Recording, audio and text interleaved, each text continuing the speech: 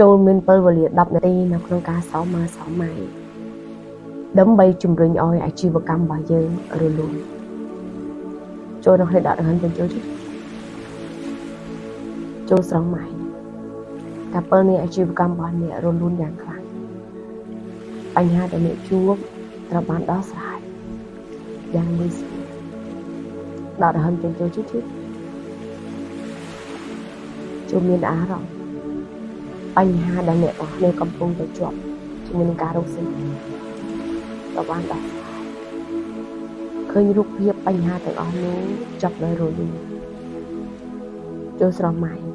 ឃើញការលក់ដាច់ការលក់កើអាជីវកម្មចំណូលចូលនៅជាមួយនឹងអារម្មណ៍នេះ10នាទី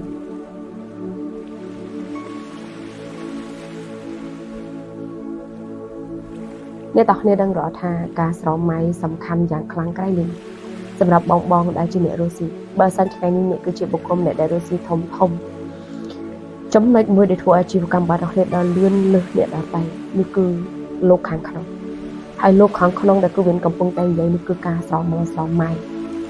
ការស្រមៃមានអានុភាពយ៉ាងខ្លាំងនៅក្នុងការជំរុញអាជីវកម្មរបស់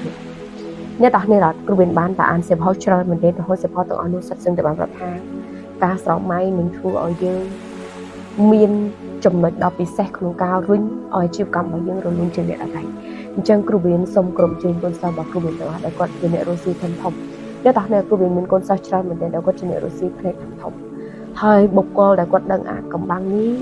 ជីវិតរបស់គាត់គឺប្រូខ្លាំងការរស់ស៊ីរបស់គាត់គឺចំណេញខ្លាំងអញ្ចឹងគ្រូវិនចង់ឲ្យគុណសិស្សរបស់គ្រូវិនទាំងអស់បងដែលគាត់ជាអ្នករស់ស៊ីទៅធំទាំងអស់មានការយកពេលវេលា10នាទីអង្គុយលើកៅអីដែលអ្នកស្រឡាញ់អ្នកពេញចិត្តអ្នកចូលចិត្តកៅអីអ្នកកន្លែងធ្វើការរបស់អ្នក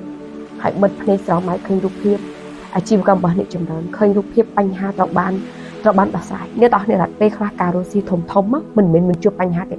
បុគ្គលដែលគាត់រស់ស៊ីធំជួបបញ្ហាខ្លាំងជាងបុគ្គលដែលគាត់រស់ស៊ីតិចទៀត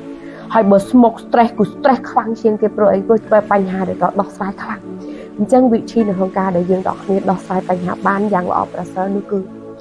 ចូលបិទភ្នែកសម័យ10នាទីមានពេលវេលា10នាទីសម័យឃើញអាជីវកម្មរបស់អ្នកទាំងគ្នារលូនបញ្ហាត្រូវបានដោះស្រាយនេះគឺជាអាចកំបាំងដែលគ្រូវិនរកកាត់ថាចង់ចែកដល់កូនសិស្សរបស់គ្រូវិន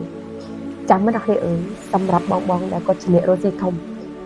ឬសម្រាប់បងដែលគាត់ជាអ្នករស់ស៊ីឬសម្រាប់បងដែលគាត់មើលវីដេអូនេះបុគ្គលដែលគាត់រស់ស៊ីធំគាត់មានបញ្ហាធំត្រូវដោះស្រាយខ្លាំងជាងយើងទាំងគ្នាដែលគេស្លាប់